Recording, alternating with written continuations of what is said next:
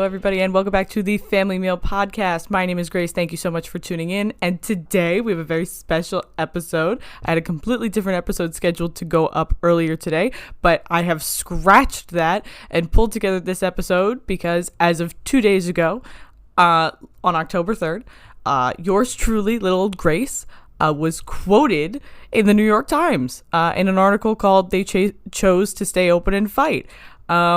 And this was not a surprise to me. I knew this. And so I'm going to tell you a little bit about how I came to be quoted. And then we're actually going to talk about the article, and we're going to talk about some of the other quotees, as it were, and their stories about the restaurant industry. So a little backstory. It's not like the New York Times came to me and asked me to give them a quote. Okay, sad but true. Maybe that day will come, but probably not. So basically, I was, doing research for mostly this podcast and my own personal curiosity. And I was reading through some articles on the New York Times about the industry and about staying open. And at the bottom of one, it had a, do you work in the restaurant industry? Are you a restaurant owner? Tell us your story, answer a couple of questions. And as anybody who listens to this podcast will know, I do love to talk about my experience in the restaurant industry. So I answered the questions, submitted it, and then honest to God, completely forgot I did it, which is not shocking for me. I forget what I ate for breakfast yesterday most times. And so I completely forgot about it until a week or so ago. I received an email from the author that was saying hey, I want to use this quote from you. I've edited it for clarity. Is that okay? And I was like, yeah, it's okay. I would love to just say I was quoted in the New York Times. That's freaking cool. So yeah, and I completely, had forgotten about it. And so she told me, and she was like, okay, it'll probably be out soon. And I was like, okay. And I was just kind of checking the New York Times every day like I normally do. And I saw it and I was like, oh my God, that's it. I'm probably in this. And there I was in it. So today we're going to read through my quote, obviously, which isn't very long or illustrious. And I'm going to read through a couple of the other quotes. You should definitely check out the article. Like I said, it's called "They Chose to Stay Open and Fight" by Rachel L. Harris and Lisa Tarchak. That's correct. And I encourage you to read it for yourself, read through all the stories. It's not very long, but it's really interesting. What I found really interesting about reading through it was that I guess I hoped or assumed that a lot of people in the industry shared my experiences and shared how I felt about what was going on, but I didn't really know that for sure. And so reading through all these different stories, I felt wow, A, we have a lot of the same shared experiences. B, I think we all are in the same headspace about where the industry is going. But then also in some cases, I was like, shit, I ain't got it that bad. Wow, I thought I had it really bad, but y'all got it way worse than me. But it was just really interesting to see how, a little bit of an inside look at how different restaurants have adapted and chosen to take this on, and how some haven't adapted or haven't adapted well. And I also thought it was interesting, a lot of the people who said oh yeah, I quit because of this, I won't work in a restaurant anymore. So totally worth checking out and reading through, but I'm gonna read you a couple quotes today, so they're all broken up. So we're gonna start with mine, obviously, what you came here for. So mine is under the heading, which is a quote from me, which is, "My job is so much more serious." So I said, "I went from being a server whose primary concern was people having a nice evening out to a possible transmitter of a horrible virus. My job is so much more serious and ominous than it used to be. A lot of my time is spent gauging how comfortable customers are with me approaching the table when they have their masks off, or explaining our safety measures and our bathroom procedure. I had a COVID scare and my restaurant had to shut down for days. Several of us had to get tested. It turned out to be negative, but I've never felt so horrible. I know that made us lose a lot of money. Grace Cooper, 21, Maplewood, New Jersey." So I didn't really talk about that on this podcast because it was kind of too new when it happened. If you listen a couple episodes ago, I was very congested. I wasn't showing necessarily COVID symptoms, but what isn't a COVID symptom nowadays? So I was just sick and I had a low grade fever, and I went to the doctor, and the doctor was like, well, it's probably not COVID, so we'll give you an antibiotic, and if that works, you're probably fine. So then it didn't work, and I was still sick. I wasn't worse. I was just still sick. And so I had to go through a lot of testing, but that was when, I was in urgent care and the doctor was like, you possibly could have COVID. He told me you're on the peripheral of what COVID can be. You are not showing any of the quintessential symptoms of COVID, but that doesn't mean it's not COVID. So I had to get tested, and, as you know, my mother lives with me, so my mother had to get tested, and our manager had to get, we all had to get tested pretty much. But mine very quickly came back negative. So we were like, okay, like, we're fine. We were expecting it to take like 5 days to get my result, and I ended up getting it like 2 days later. So that was a relief, because we pretty much ended up saying, you know what, I had worked very recently from when they started saying, you have to get tested for COVID. So they said, just shut down the restaurant for, today, the weekend, and then we're not open on Mondays and Tuesdays. So they were like, just shut it down and be safe. And, so we did that. So it was pretty scary. I was really worried, and I felt really bad after the fact when it wasn't COVID, because I was like, I just made us shut down and lose like 3 days of business that we needed, our busiest days. And that's all my fault, because I hadn't gotten tested sooner, or, just whatever, just because I wasn't feeling well, So it was the right thing to do, but I still felt really bad about it. I knew that had caused a big hoopla. Thankfully it all worked out. And it was kind of a good test run for like what happens if an employee gets sick. We now kind of know, like, you shut down and everybody gets tested, and, hopefully when we wait until that person gets tested, and at least if that person tests negative, we're like, okay, the rest of us are probably okay, because we didn't get it from you if we have it. So yeah, that was my little blurb. I'm going to read the one that's right below mine. This is from Olivia, 27, Washington, D.C. Shout out Washington, D.C. I miss you. And I really empathized with this one. So it says, before all this, I was a bartender. Now I'm a server, bartender, bar manager, bar back, food runner, busser, host. I ask about 100 people a day to please wear a mask when staff is at the table, and I'm forced to get within a foot of about 95 of those people unmasked. I'm exhausted. I'm making less money, working more hours, and I know I'm lucky to have a job at all. Mostly, though, I'm afraid. The owners are pushing for us to reopen inside, and there's nothing I can do to stop it. I'm afraid I'm going to get sick, or worse, unwittingly give it to my girlfriend or her parents. I just wish I felt one iota of control over the situation. So I wanted to read this quote for a couple reasons. First, I heavily empathize with that. I'm a server, bartender, bar manager, bar back, food runner, busser, host. I empathize with that. I was that way before the pandemic, but I especially became that way during the pandemic. Mine would read like, I'm a server, food runner, bathroom manager, floor manager. Like it would be the same kind of thing. So I heavily empathize with that sentiment. And then you're doing all that for less money, right? This was mentioned in another one, which I think I'll read later, but that whole, I ask about 100 people a day to please wear a mask when the staff is at the table. I think that's interesting that people can stay unmasked at the table, but it seems like at her place, when the staff approaches it, they ask them to put them back on, which I know my customers would try to do, and some of them try to do, but I know they'd forget immediately after sitting down. So I think it's really interesting that they have that rule. It's kind of really smart, and I kind of wish we were doing it. But someone else mentions this, so I think I'll read it later, but someone else mentions, suddenly we have to be really hostile towards our guests because our guests feel like everything is normal, and since we're open, everything must be back to normal. But it's not. We're in huge risk. That was a big thing that's a theme throughout a lot of these. Like, I'm at risk. You don't understand. I'm putting myself in harm's way for you to just have fun at a restaurant, Like, how can you ask this of me and then be a jerk to me about it when I'm like, can you just wear your mask and like please stay seated at your table? And the last thing I wanted to read about this quote was that I feel bad that she's saying the owners are pushing for us to reopen inside and there's nothing I can do, because opening inside is very scary, and I am optimistic that restaurants will use common sense and will not just open for the hell of it, but I do not know that, and I'm not convinced of that. So I feel bad that she just feels like she's lost control of her workforce and her working space, because no one should have to work somewhere that's not safe. And that that includes restaurants. So that was that one. Thank you, Olivia, 27, Washington, D.C. I feel like I have to thank people, even though they're not appearing here, but I feel like I have to thank you. So next I'm going to read the second one that's under my section as well, just because, again, we're going with the same theme here. So this is from Jeremy Mendoza, 27, Chicago. Shout out to Chicago.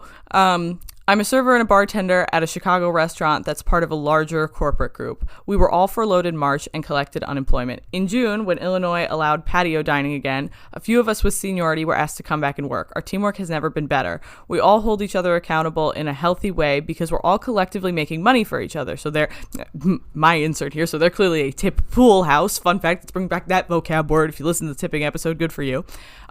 Continuing the quote, but I find we are all also a lot angrier, stressed and cynical towards the public that wants to support us but is also putting our lives at risk. Customers need to adapt to us. We have guests that have trouble following our simple mask guidelines. They don't realize we're stretched thin. They act as if everything is back to normal when it clearly isn't. The pandemic has taught all of us that the service industry is and always has been propped up by its lowest paid workers. So this was the one I was talking about that talks about, we need our customers to adapt to us. We are doing the very best we can with very minimal staff and resources and very minimal information. Let's not even forget, okay? We have these guidelines because it's what the CDC has told us and our state has regulated, but not because us ourselves necessarily can make informed decisions. A lot of this could be wrong, but we are doing our very best to do it right. So we're asking you, just because we're open, we're asking you to adapt to us instead of just doing what you want at restaurants and saying, well, this is fine. This has always been fine. Social contracts have changed. We are now the arbiters of the rules of restaurants, and you need to follow it because otherwise you are putting us and everyone else in danger. So I think that was a really important point that was just said so well, and it kind of like clicked in my brain. Like, that's what I've been trying to get towards. Like, we understand that the public wants to support us, and we appreciate the public support. But we don't appreciate your support if it comes in the form of, I'm going to act like everything's normal. And if it makes you possibly get sick, well, you're a server. You signed up for this. That's not my problem. Like, no, it is your problem because this is my restaurant and I'm going to run it in a way that keeps me and my fellow staff members safe and my other patrons safe. So that was a great quote from Jeremy Mendoza. Thank you, Jeremy Mendoza. I appreciate you appearing on my podcast, even though you're not appearing on it. So next we are going to scroll up. I meant to say we're going to scroll up to Aubrey Sheft, 27, Cleveland Heights, Ohio. Shout out to Ohio. So this is under the title Broke, Unemployed, and Terrified. Relatable. The pandemic drilled in, the quote says, the pandemic drilled in the message that our restaurant was dedicated to profits, not people. We did not close for a single day, and we were not provided with PPE until July. There was no pandemic pay, no offer of financial assistance, no specific rules in place for shutting down if one of us tested positive. Yet our owner did not step foot in the restaurant for almost 4 months. Out of self-concern, I ended up leaving. That one, wild. I couldn't believe that one. I was like, wow. I'm not in that position where I have horrible owners. I have been in that position where I have horrible owners. And it's just the most infuriating thing if you've ever worked in a restaurant to have an owner that's so unconcerned with what goes on in the restaurant, but yet is so concerned and has so many rules for you. So I know that kind of freaking owner that is like, oh, well, I'm really worried about my personal safety. So I'm not going to go in the restaurant, but you have to be there 5 days a week. So I felt horrible reading this because just that whole we are dedicated to profits, not people. There are restaurants like that and they give the rest of us a bad rep. Because a lot of restaurants do care about people. We wouldn't be in the service industry if we didn't care about people. Granted, not a lot of owners care about people, but a lot of servers care about people, and she's clearly one if she's citing this concern. Like, I'm worried about the fact that we didn't close and our patrons kept coming in and we're now risking their safety all the time. So I feel for her. I feel bad for her situation. Good for you for ending up leaving, though I know that that's probably very stressful and that now, you can't file for unemployment because you left, but you can't really find other work in the industry. That was like, I was reading some of the comments and one of them was really mean. And it was like, listen, the writing's on the wall for the restaurant industry, okay? So why don't you just start looking in the help wanted ads and get a real job? And I was like, are you kidding me? Like, and we're going to get into this with another quote because someone else says it better than I do. But like, to all y'all who think that restaurant workers aren't working a real job, like, I wish you would try to do my job. And I wish you would be polite about it. And I wish you would try and support a life on it. Okay, first of all. Second of all, I wish you would have an economy that works without restaurants, okay? I wish you would have a bustling economy that works without restaurant workers, okay? And a couple people mentioned this in the article, but this industry is built on the backs of low-wage workers, okay? And thriving on the backs of low-wage workers unfairly, okay? So let's not act like we could just get rid of the restaurant industry and everything would just be freaking fine, okay? So that's the first thing. Okay, not every restaurant can be taken over by the self-order robots, okay? Some of them still need people. You still need people in the back. You still need people to clean. You still need people to serve. You still need people to put together orders, okay? So unless you just don't want restaurants to exist anymore, although knowing this commenter, they probably like McDonald's. That was trashy. I shouldn't have said that. But, unless you just don't want restaurants to exist anymore, you just think everybody can leave the restaurant industry and it can still function. Like, I don't even understand that comment. But I'm not going to focus on the ignorant people in the comments because I don't like to give people voice when they actually have no authority on the topic, and that guy clearly doesn't, so I'm not going to entertain his comment, but I'm going to continue reading. So thank you, Aubrey, for your comment. I hope that everything is okay. I hope that you do well, and I hope that you find better work, or if it's still in the restaurant industry, I hope it's a better restaurant, and if not, I hope you're doing well. We're going to move now to Ryan Robertson, who is under the same section. And so he said, I quit in March. I was expected to work and endanger my health and my family's for far less money. I refused and so was not able to collect unemployment. Broke, unemployed, and terrified. I'm scared for my future with no financial security to speak of. I want out of the industry, but jobs are scarce. So again, even people who want out of the industry, even people who are like, this industry right now, it's too unsafe, it's not for me, even they have no option, okay? So what are they supposed to do? And even, I loved his quote, like, I was expected to work and endanger my health and my family's for far less money. Again, that kind of goes to what we were saying before. This industry is built on the backs of low-wage workers, and customers are just expecting everything to go back to normal. But you know what? No. This goes back to my quote. This job is way more dangerous now. We need hazard pay. We need health insurance, for crying out loud. We can't just be working on tips. You're expecting people to work on tips to put their lives in jeopardy for customers who don't think their lives are in jeopardy and not have health insurance. And then you're just expecting them to do this with a smile on their face because if they don't like it, they can leave. No, they can't. Where are they supposed to go? This is their industry. This is where they work, okay? But this industry has dramatically changed.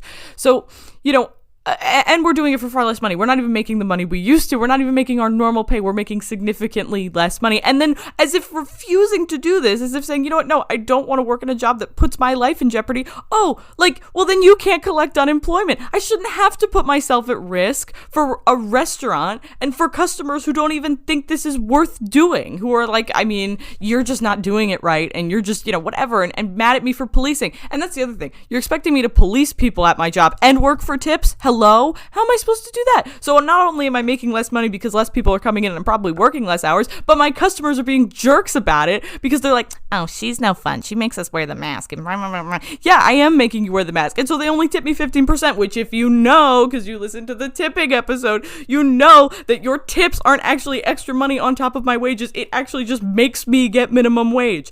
I am fired up. And it is too early in the morning for me to be this fired up.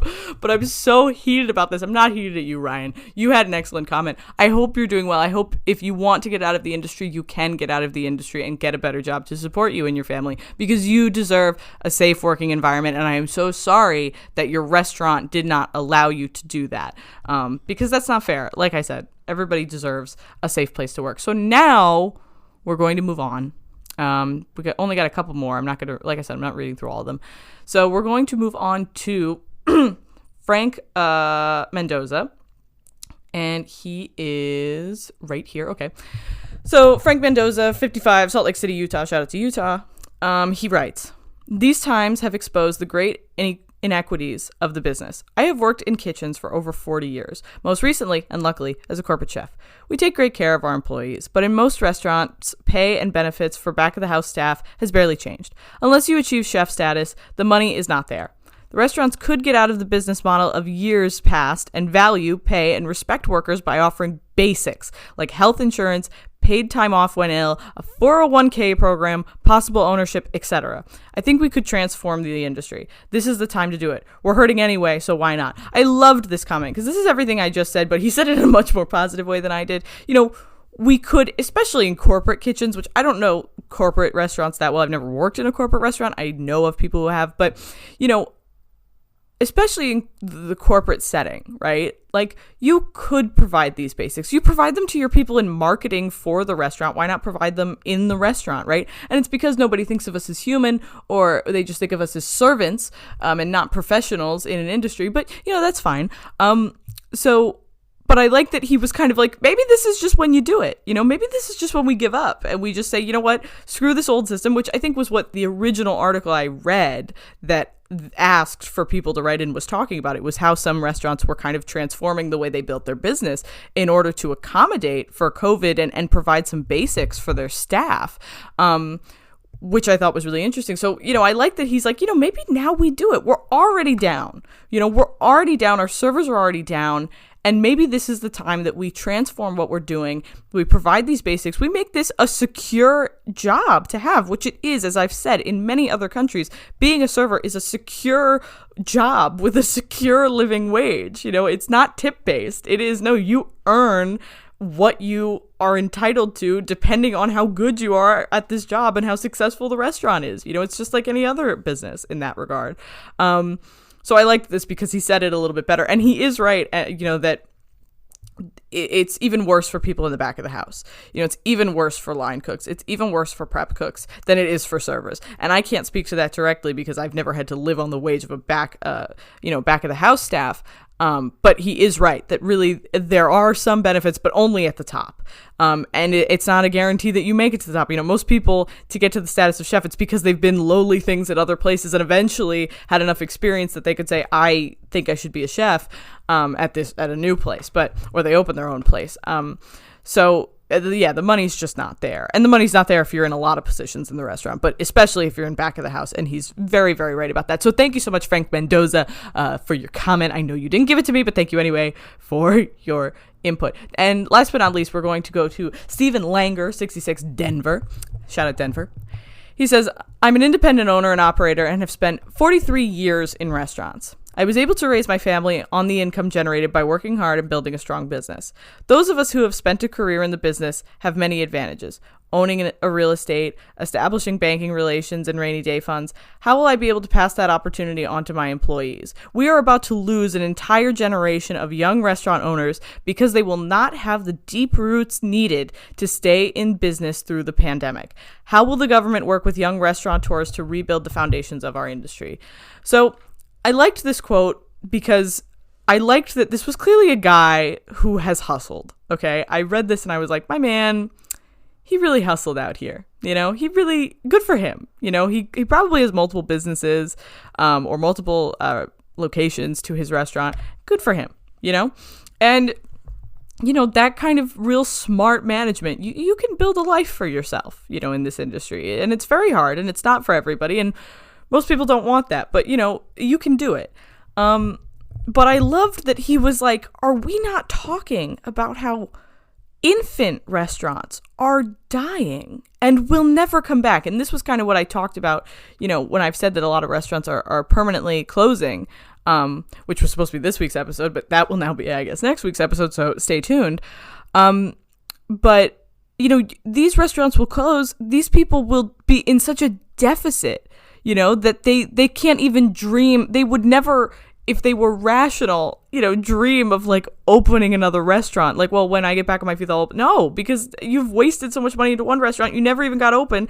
And then you were just paying off that debt with no restaurant. Like, why would you then go and go into debt again to open another one? Of course not, So, and I also think this goes even beyond restaurant owners, but this goes to restaurant workers as well, which was what kind of got me fired up about that person's comment that got me mad, was that I was like, during this, if you were like an 18-year-old looking to get a job, you wouldn't have wanted to get it in a restaurant because you're like, that's crazy. But again, you're going to have people like some of our other friends, I forget exactly. Oh, it was probably Ryan, who left the industry, Aubrey, who left the industry. You have all these young people leaving the industry. They're like, I can't work like this. I can't kill myself, literally kill myself or get myself sick or kill my family members just for this job, So you have all these people leaving the industry. There's going to be, what happens if restaurant work is no longer like, there's a surplus of restaurant workers? What if there's a deficit of restaurant workers? Oh, this is a thought experiment. What if there's a deficit of restaurant workers and no longer can you just expect to pay them like $3 an hour and whatever tips they can scrounge up? That could be it. I should really call Frank Mendoza because me and him could really be onto something. If you have a deficit of restaurant workers, you don't have a lot of young people entering the industry. B, you've had a lot of experienced people leave the industry. Then you have to start valuing your workers and really paying them better in order for them to stay on at all. So, wow. Well, that was an interesting little thought experiment I just ran through. I'm going to have to put a pin in that and maybe talk about that some other time because is anybody talking about that? I called it. If I called it on air, and I am recording this and keeping this forever because I want to say I called it. And you best believe if this somehow turns out to be true, I am taking this clip from this podcast and inserting it in a future one to be like, see, I'm a genius. Yeah. So anyway, that's pretty much all I wanted to read for you today. That's all your time. That's all of your time that I can waste with me commenting on other people's comments in an article that I was already quoted in. But if you did listen to this whole podcast, thank you so much. I do encourage you to please check out the original article and read through the whole thing because a lot of people have really interesting testimonies about what they're going through and what their experiences are. And you can't just have my opinion on it, even though my opinion is correct and is very well informed and intelligently thought out. You do have to diversify the restaurant workers that you talk to and ask about their experiences as well. So that's all I have for you this week. Next week will be a more normal episode, but thank you so much for being on this little ego trip with me. I appreciate it. And as always, please continue to support your restaurant industries, your local industries, however you can. Support your service industry workers during this time. Hey, maybe ask them how they're doing. Clearly, some of them got a lot to say. I don't think I need to tell you that. If you've listened to any other episodes by me, we got a lot to say. And yeah, so that is all for this week's episode. Please take care of yourselves. Please be well. And I will see you next week. All right. See you later.